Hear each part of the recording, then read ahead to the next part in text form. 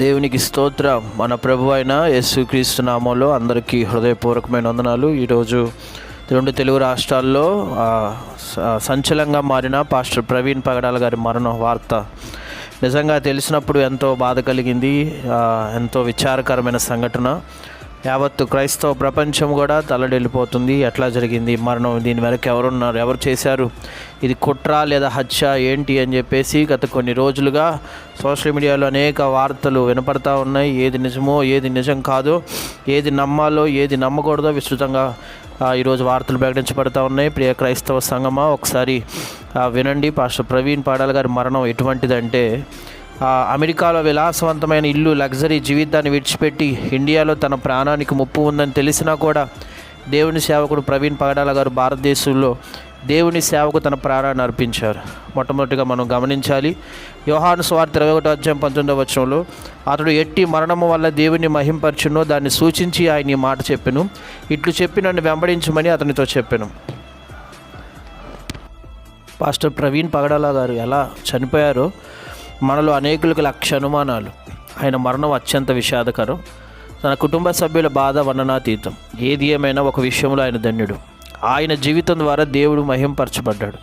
తన మరణం కూడా దేవుని నామాన్ని హెచ్చించింది. ఎట్టి మరణం వల్ల దేవుని మహింపరచునో పేతురు గురించి చెప్పబడిన మాట. మరణంలో కూడా దేవుని నామానికి మహిమ. ఇది ఎంత గొప్ప భాగ్యం. మరణం సహజం, అందరికీ ఏదో ఒక రోజు మరణించాల్సివలసిందే. మన మరణం దేవుడు అన్యాయం చేశాడు అనుటకు కానీ, లేదా మన విషయంలో ఆయన ఓడిపోయాడు అనుటకు కానీ సూచన ఎంత మాత్రం కాదు. మనుషులు ఒక్కసారే మృతి పొందాలి అని ఆయన నియమించాడు. హెబ్రీలు 9:27. అకాల మరణమైనా సకాల మరణమైనా, మరణం అయితే సహజం.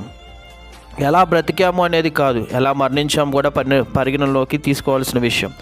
మన జీవితాల ద్వారా దేవుడు మహింపరచడమే కాదు, మనం బ్రతికున్నంతకాలం క్రీస్తునామను ప్రకటించడం మాత్రమే కాదు, మన మరణం కూడా, మన చావు కూడా క్రీస్తునామం ప్రబలం చేయడం. ఇది ఎంత గొప్ప భాగ్యం. ఇంతకంటే ఆశీర్వాదం ఇంకేముంటుంది? క్రీస్తు పేరు కొరకు ఎవరైతే బర్నబా, పౌలు వలె తమను తాము అప్పగించుకుంటారో వారికే ఇలాంటి ధన్యకరమైన మరణం సాధ్యం. తమ పేరు కొరకు తమను తాము ప్రసిద్ధి చేసుకోవడానికి, తమ గొప్పతనం కొరకు క్రీస్తు పేరును వాడుకునే వారికి ఇలాంటి మరణం లభించదు. చావు మూలంగానైనా బ్రతుకు మూలంగానైనా క్రీస్తు తన శరీరం మందు గణపరచబడాలి అనేది పౌలు యొక్క జీవిత లక్ష్యం. అంతకంటే గొప్ప జీవితం, అంతకంటే ఉన్నతమైన లక్ష్యం మనకెందుకు? మన జీవితం ద్వారా దేవునికి మహిమ, మరణం ద్వారా కూడా దేవునికి మహిమ. నిజంగా పాస్టర్ ప్రవీణ్ పగడాల గారు ఆయన మరణం ద్వారా కూడా దేవునికి మహిమ తీసుకొచ్చారు. గత కొన్ని రోజులుగా సోషల్ మీడియాలో ఎక్కడ చూసినా ఇదే వార్త వినబడుతుంది. అందరూ కూడా ఆయన గురించి వింటున్నారు, ఆయన చెప్పిన మాటలు వింటున్నారు, ఆయన సాక్ష్యం వింటున్నారు, ఆయన జీవితాన్ని పరిశీలిస్తున్నారు. ఆయన ఎలా మార్పు చెందారు, దేవుళ్ళకి ఎలా వచ్చాడు, సేవకుడిగా ఎలా మారారు, ఇవన్నీ కూడా ప్రజలందరూ వింటున్నారు. ఎంతో గొప్పగా ఇప్పుడు ఆయన గురించి ప్రజలు వెతుకుతున్నారు, గూగుల్లో సెర్చ్ చేస్తున్నారు. ఆయన బయోగ్రఫీ గురించి టెస్ట్ మనీ విని సువార్త ఆయన మరణం ద్వారా ప్రకటించబడుతుంది. దేవునికి మహిమ కలుగుతుంది.